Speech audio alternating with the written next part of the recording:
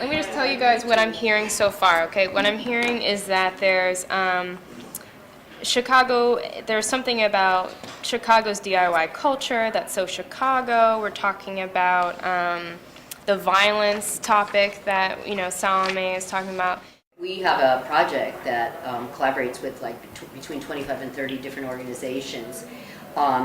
And young people in these different organizations are looking at and finding solutions to violence as it most affects them. How youth media is helping young people to cope with, to survive and thrive in war zones. And violence is interpreted differently depending upon the identity focus of the organization, if it's gender-based, if it's community, if it's family, whatever, but like every young person we know across the city is struggling with violence in some way or another. I think that there's something very wonderful that happens when they realize that there's another way than to be violent or to be mean or closed-minded or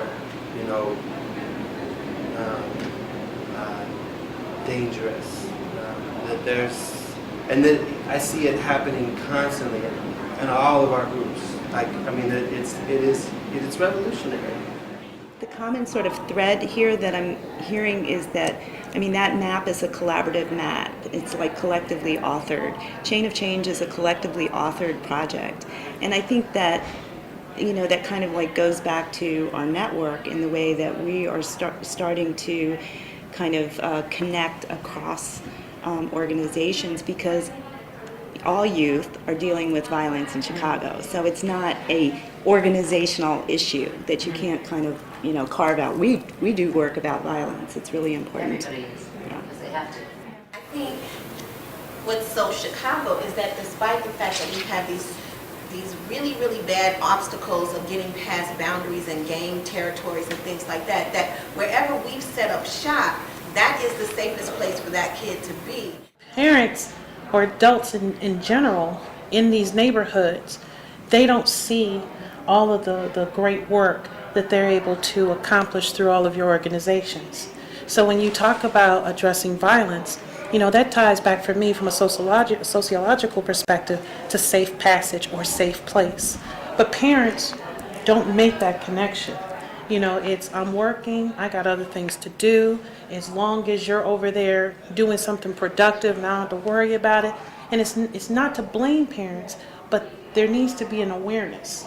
And I think from a Chicago perspective, maybe that's something we can bring to the forefront and start making parents more aware of what is going on with you and why they choose to use media as a way to get their voices out. And I realized what's so special about it is that for these kids, they didn't believe me that I was going to pay them for these articles. They've never been told that their intellectual output is worth like cash money. That's like a big deal. Exactly.